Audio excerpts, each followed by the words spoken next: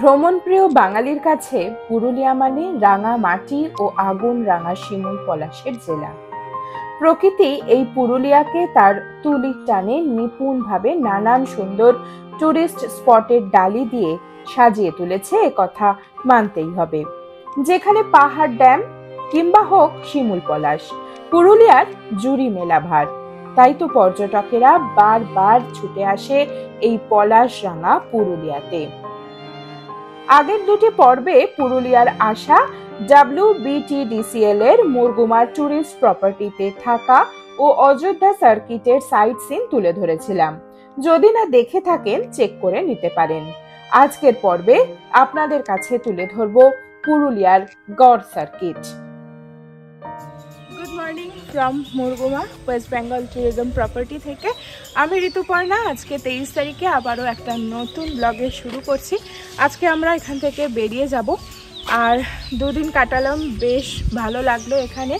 হ্যাঁ, ভালো মন্দ মিশিয়েই সমস্ত রকম এক্সপিরিয়েন্স হলো, সবটাই আপনাদের সঙ্গে শেয়ার করব। শুধু ভালোটা তো বললে হবে না, দুটো দিন কাটালাম, যা কিছু এক্সপিরিয়েন্স আমরা করলাম আপনাদের কাছেও শেয়ার করব। কেন কি পরবর্তীতে যখন আপনারা বুকিং করবেন যাতে একটু মাথায় থাকে কি কি প্রবলেম হতে পারে। প্রবলেম কিছুই সেক্ষেত্রে আমাদের হয়নি, হয়েছে প্রচণ্ড পরিমাণে নেটওয়ার্ক ইস্যু। আর আপনারা যারা ভাবছেন এখান থেকে এসে ছুটি কাটাবেন বা ওয়ার্ক ফ্রম হোম এখান থেকে করতে চাইবেন, একটু মাথায় রাখবেন নেটওয়ার্ক কিন্তু নেই। আর ওয়াইফাই যেটা কানেক্ট করছে খুবই স্লো, সুতরাং এক্ষেত্রে আপনাদের একটু প্রবলেম হতে পারে। আর জিও নেটওয়ার্ক ছাড়া অন্য কোনো নেটওয়ার্ক কিন্তু এখানে কাজ করছে না, এটাই। আর স্টাফ বিহেভিয়ার নিয়ে কোনো অবজেকশন নেই, একটা সবই ঠিক আছে। কিন্তু নতুন প্রপার্টি হয়েছে, এতটা ফ্রুটফুল হয়েছে, আমি বলবো সব থেকে বড় কথা এদের ম্যান পাওয়ার একটু কম। সেক্ষেত্রে অর্ডার করে বেশ খানিকক্ষণ কিন্তু ওয়েট করতে হচ্ছে, কমপক্ষে 40 মিনিট। তাহলে বুঝতেই পারছেন ব্যাপারটা কি। না হলে ওভারঅল অন্য কোনো অসুবিধা হয়নি, সকলের ব্যবহার ভালো। প্রকৃতির মাঝখানে এত সুন্দর একটা রিসর্ট করেছে, সমস্ত কিছু ভালো। কিন্তু এই প্রবলেমগুলো মেজর প্রবলেম, দেখতে গেলে কিছু না, কিন্তু প্রবলেমগুলো মেজর প্রবলেম। এনাদেরও এগুলো একটু মাথায় রাখা উচিত।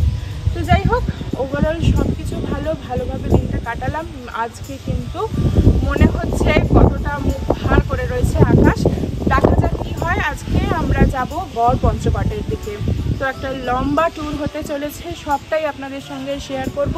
সাথে থাকুন, অবশ্যই ভালো লাগবে। আর যারা নতুন দেখছেন এই ভিডিওর মাধ্যমে আমাকে অবশ্যই কমেন্ট করে জানাবেন যে আপনাদের ব্লগটা কীরকম লাগলো। আর যদি ভালো লেগে থাকে সাবস্ক্রাইব করে আমার পাশে থাকতে ভুলবেন না। পাশে থাকা বেল আইকনটাও কিন্তু প্রেস করে রাখবেন, তাহলে পরবর্তী ভিডিওর নোটিফিকেশন আপনাদের কাছে পৌঁছে যাবে। তো চলুন এবার আমরা ব্রেকফাস্ট সারবো, কমপ্লিমেন্টারি ব্রেকফাস্ট। আজকেও ব্রেকফাস্টটা করে আমরা বেরিয়ে যাব গড় পঞ্চকোটের উদ্দেশ্যে। তো এনাদের অ্যাজ ইউজুয়াল ব্রেকফাস্ট আপনারা অনেকে এখন জেনেই গেছেন, লুচি আর ব্রেড অপশন থাকে। তো আমরা লুচি নিয়ে নিয়েছি। চলুন ব্রেকফাস্টটা আমরা সেরে নিই, আর গাড়িও এসে গেছে আমাদের, তারপরে রওনা দেবো গড় পঞ্চকোটের উদ্দেশ্যে। তো ব্রেকফাস্ট আমাদের ডান, তো এবার আমরা বেরিয়ে যাব।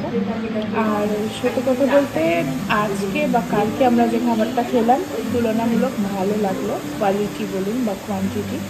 কিন্তু প্রথম দিন এসে যে খাবারগুলো খেয়েছিলাম অতটা ভালো ছিল না, জানি না উইকেন্ড বলে কিনা। তো এগুলো একটু মিসম্যানেজমেন্ট আমাদের কিন্তু এইবারে মনে হলো। অন্যান্য প্রপার্টিতে খুব একটা বেশি এখনও আমাদের ঘোরার সুযোগ হয়নি, তবে যে ওয়েস্ট বেঙ্গল প্রপার্টিতে গেছি খাবার দাবার কিন্তু নিঃসন্দেহে ভালো লাগে। কিন্তু এখানকার একটু ডেভেলপ করার দরকার রয়েছে। তবে হ্যাঁ, কালকে রাতে ডিনার যেটা করেছি কিন্তু কোয়ালিটি ভালো ছিল। তো গাড়ি এসে গেছে দেখতেই পাচ্ছেন। আর ফার্স্টে বললাম যে গড় পঞ্চকোট আগে যাব, কিন্তু প্ল্যানে একটু চেঞ্জেস এসেছে।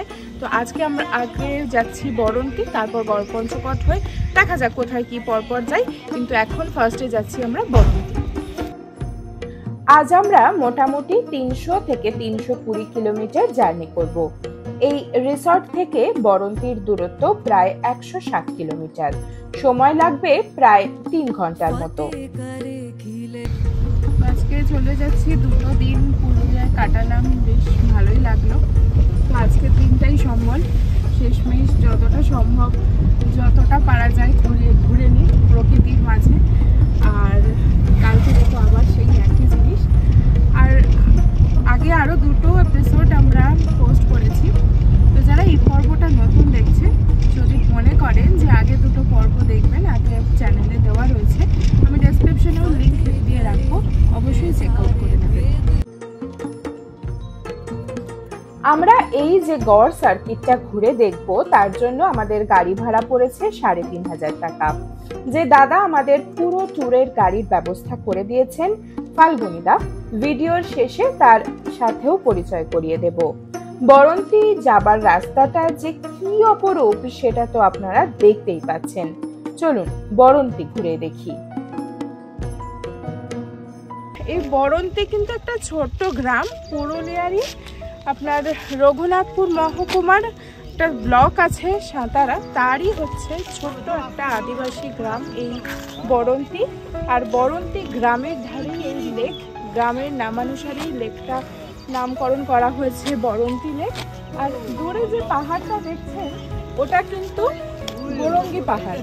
গোরঙ্গি পাহাড়ের কোলেই ঠিক অবস্থিত এই বরন্তি লেক। আর ঠিক অপোজিটেই আর একটা পাহাড় আছে, ওটা হচ্ছে বিহারীনাথ পাহাড়। এখানে আস্তে আস্তে দেখলাম বেশ জঙ্গলও রয়েছে, পাহাড় রয়েছে, এর জন্যই কিন্তু আরো বেশি পপুলার হয়ে যাচ্ছে, কেন কি এখানে ট্রেকিংয়ের একটা জনপ্রিয়তা গড়ে উঠছে। আর শীতকাল এখানটা খুব অনুকূল থাকে পরিবেশটা, তার জন্য শীতকালে বেশি পর্যটক আসে। আর আপনারা সকলেই জানেন, কম বেশি আপনারা এসেছেন। আর ফাল্গুন মাসে যে পলাশের রাঙা হয়ে যায়, আর এখান থেকে সানসেটটা তো অতুলনীয় হয়, রং চেঞ্জ হয় এক এক সময়, তো একদম দৃষ্টিনন্দন। সত্যি কথা বলতে কি বরন্তি আজকে অতটা আমাদের মনে দাগ কাটতে পারলো জানি না, আবারও আসতে হবে। তাই সত্যি এখন এই প্রসঙ্গে মনে হচ্ছে কবিরা কেন বলে যে বারে বারে ফিরে আসতে চায় এই বাংলায়।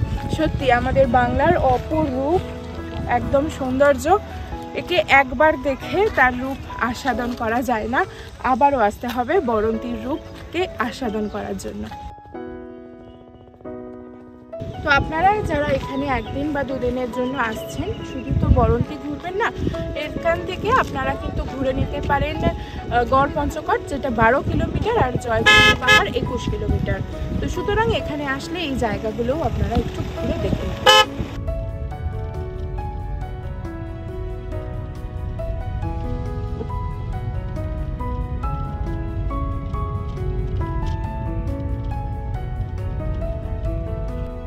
বরন্তি লেক থেকে তো আমরা বেরিয়ে যাচ্ছি, এবার যাচ্ছি আমরা গড় পঞ্চকোটের উদ্দেশ্যে। গড় পঞ্চকোট পুরুলিয়া রাজ্যের একটা প্রত্নস্থল, আর এই অঞ্চলটা কিন্তু এখানকার শাসনকারী শিখর রাজবংশের রাজধানী ছিল। গড় পঞ্চকোট প্রায় 5 মাইল বিস্তৃত একটি দুর্গ ছিল, আর এই দুর্গকে কেন্দ্র করে তার চারপাশে প্রায় 12 বর্গ মাইল এলাকা সুরক্ষার জন্য বিস্তৃত ছিল। আর এই এলাকা কিন্তু একটা পরিখা দিয়েও ঘেরা ছিল। এছাড়া এই গড় পঞ্চকোট দুর্গের যে মূল দুর্গটা ছিল, সেই দুর্গটা কিন্তু একদম পাথরের পাঁচিল দিয়ে সুরক্ষিত করা ছিল। মূল যে মন্দিরটা রয়েছে তার উত্তর দিকে রয়েছে একটি ভগ্নপ্রায় মন্দির, পিছনে আপনারা দেখতেই পাচ্ছেন, এটাও কিন্তু পঞ্চরত্ন বিশিষ্ট মন্দির, কিন্তু তার 4টে চূড়া সম্পূর্ণ ধ্বংসপ্রাপ্ত হয়েছে। গড় পঞ্চকোটের অধিকাংশ স্থাপত্যই বর্তমানে ধ্বংসপ্রাপ্ত, আর গড় পঞ্চকোটে বেশ কয়েকটি টেরাকোটার মন্দির ছিল, সেই মন্দিরগুলোও কিন্তু উপযুক্ত সংরক্ষণের অভাবে বর্তমানে অবলুপ্তির পথে চলে যাচ্ছে। আমরা লাঞ্চ সারবো, পিছনে দেখতেই পাচ্ছেন দাদা বৌদির হোটেল, নাকি এটা খুব পপুলার একটা হোটেল, তো আমি ফার্স্ট টাইমই খাবো। তো চলুন খেয়ে দেখি কিরকম কি টেস্ট, সবটাই আপনাদের সঙ্গে শেয়ার করব। আর একদম পঞ্চরত্ন মন্দিরের ঠিক পাশেই অবস্থিত এই হোটেলটা।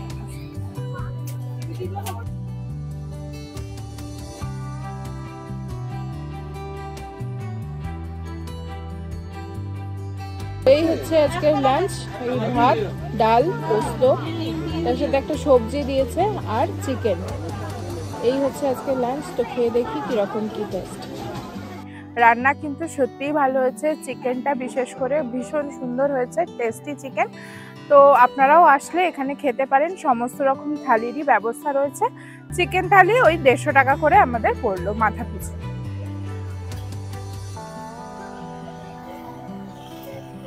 তো গড়পঞ্চকোটে তো বেশ খানিকক্ষণ সময় আমরা কাটালাম, লাঞ্চও সারলাম এখান থেকে। তো এবার চলে যাব আমরা জয়চণ্ডী পাহাড়ে। তো গড়পঞ্চকোট থেকে তো বেরোলাম, আর আপনাদের যেমনটা বললাম যে যাচ্ছি জয়চণ্ডী পাহাড়, কিন্তু তার আগে পড়বে পাঞ্চেত ড্যাম। তো আমরা আগে পাঞ্চেত ড্যামটা করে নেবো, তারপরে যাবো জয়চণ্ডী পাহাড়। আর একটা কথা, গড়পঞ্চকোট থেকে পাঞ্চেত ড্যামের দূরত্ব মোটামুটি 16 কিলোমিটার। আমাদের যেতে সময় লাগবে আধ ঘন্টার মতো। আর এই পাঞ্চেত ড্যাম দেখার আমার অনেক দিনের ইচ্ছা, আজ মনে হচ্ছে সেই ইচ্ছা আমার পূরণ হবে। পাঞ্চেত ড্যাম দামোদর নদীর উপর নির্মিত একটি বহুমুখী ড্যাম, যা চতুর্থ স্থানে রয়েছে, আর এই ঝাড়খণ্ড ও পশ্চিমবঙ্গের সীমানায় অবস্থিত। 1959 সালে তৎকালীন প্রধানমন্ত্রী জওহরলাল নেহেরু এই ড্যামটির উদ্বোধন করেন।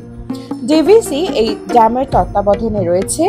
এই ড্যামের নিয়ারেস্ট রেলওয়ে স্টেশন কুমারডুবি, আর এই ড্যাম থেকে সুন্দর সূর্যাস্ত উপভোগ করা যায়।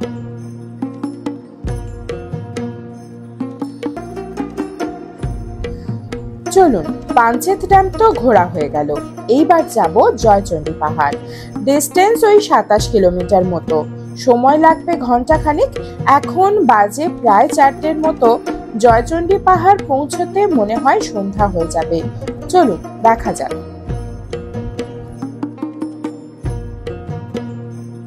তো দাঁড়িয়ে আছি এখন আমরা জয়চণ্ডী পাহাড়ের ঠিক পাদদেশে।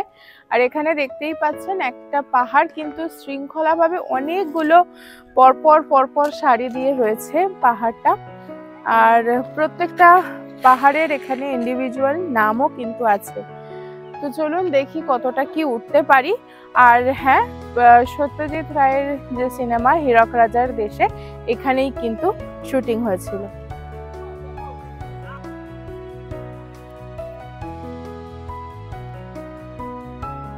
তো আমরা সব ভাই বোন মেয়ে সবকিছু নিয়ে উঠতে শুরু করলাম। 503টা মতো সিঁড়ি আছে। তো চলুন দেখা যাক কত দূর উঠি, ইচ্ছা আছে পুরো ওঠার। চলুন। তো বেশ খানিকটা এসছি, এসে বসে পড়েছি, মানে কান মাথা দিয়ে গরম হাওয়া বেরোচ্ছে মনে হচ্ছে। একটু রেস্ট নিয়ে নি, তারপর বাকিটা আবার উঠবো। উঠে পড়েছি, আর কয়েকটা সিঁড়ি। প্রচন্ড গরম হচ্ছে।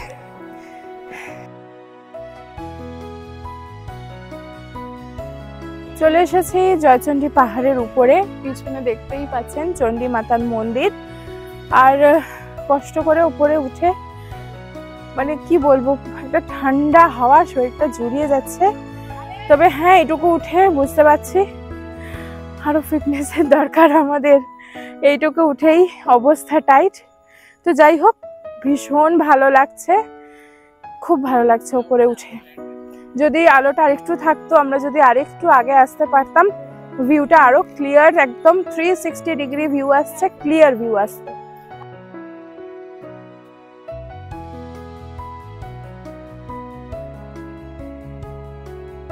যতটাই দেখা যাচ্ছে একটু আবছা হবে জানি, কতটা জাস্টিফাই করবে ক্যামেরা। তো চলুন, যা দেখা যাচ্ছে সেটাই আপনাদের একবার দেখাই।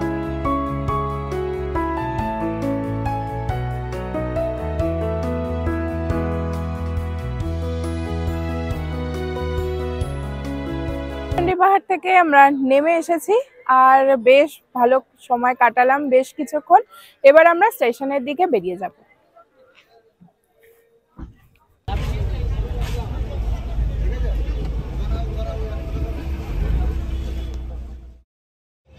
তো চলে এসেছি এখন আমরা পুরুলিয়া স্টেশনে। ঘড়িতে বাজছে 8:10-15 মতো। আর যার সাথে আপনাদের পরিচয় না করিয়ে দিলে পুরো ট্যুরটাই আমাদের অসম্পূর্ণ থেকে যাবে। দাদাকে বিগত 1 মাস ধরে আমরা খুব জ্বালাতন করেছি, যখন ফোন করেছি যখন তখনই রিপ্লাই করেছে, কোনো বিরক্ত নেই। আর ভীষণ ভালো মানুষ উনি। আর আপনারাও কিন্তু যদি পুরুলিয়া আসেন অবশ্যই দাদার সঙ্গে কন্ট্যাক্ট করবেন, উনি গাড়ি সমস্ত হায়ার করে আপনাদের অ্যারেঞ্জ করে দেবে ট্যুরটা। ভীষণ ভালো মানুষ, সত্যি দুদিন থেকেছি, কোনো আমাদের অসুবিধা হয়নি গাড়ির। তো ওনার কাছ থেকেই আপনি ওনার কন্ট্যাক্ট নাম্বারটা আর নামটা আমি আপনাদের সঙ্গে শেয়ার করে দিচ্ছি। অবশ্যই কিন্তু আপনারা পুরুলিয়ায় আসলে একবার হলেও ওনার সঙ্গে যোগাযোগ করে নেবেন। দাদা আপনার নাম আর কন্ট্যাক্ট নাম্বারটা। হ্যাঁ নমস্কার, আমার নাম হচ্ছে ফাল্গুনি মাহাতো। আমার আছে মুরগুমা ড্যামের সামনে। আর আমার ফোন নাম্বার হচ্ছে 7479159012। এই নাম্বারে যখন ফোন করবেন আমাকে পাবেন। আর পরিষেবা 24 ঘন্টা, যখন বলবেন আমি হাজির আছি। এখন বাজছে 8:55, আমরা চলে এসেছি প্ল্যাটফর্মে। আমাদের ট্রেন চক্রধরপুর, যেটা হাওড়া এক্সপ্রেসওয়ে হাওড়ায় ঢুকবে। আর 9টা রাইট টাইম দেখাচ্ছে, জানি না কখন ঢুকবে, একটু লেট আছে, 20-25 মিনিট। যাই হোক, আজকে ব্লগটা এখানেই এন্ড করছি। পুরো পুরুলিয়ার ট্যুরটা আপনাদের সঙ্গে শেয়ার করলাম। অবশ্যই কমেন্ট করে জানাবেন কীরকম লাগলো। আর যারা নতুন দেখলেন এই ভিডিওর মাধ্যমে অবশ্যই জানাবেন যদি ভালো লেগে থাকে, কমেন্টে কীরকম লাগলো। যদি কিছু ভুল ত্রুটি হয়ে থাকে সেটাও অবশ্যই জানাবেন, তাহলে শুধরে নেওয়ার চেষ্টা করব। আর নতুন যারা আছেন সাবস্ক্রাইব করে পাশে থাকবেন, পাশে থাকা বেল আইকনটাও কিন্তু প্রেস করতে ভুলবেন না, তাহলে নিত্য নতুন ভিডিওর সাথে সাথে নোটিফিকেশনটা আপনি পেয়ে যাবেন। তো আজকে এই পর্যন্তই, দেখা হচ্ছে খুব তাড়াতাড়ি নতুন কোনো ভিডিও।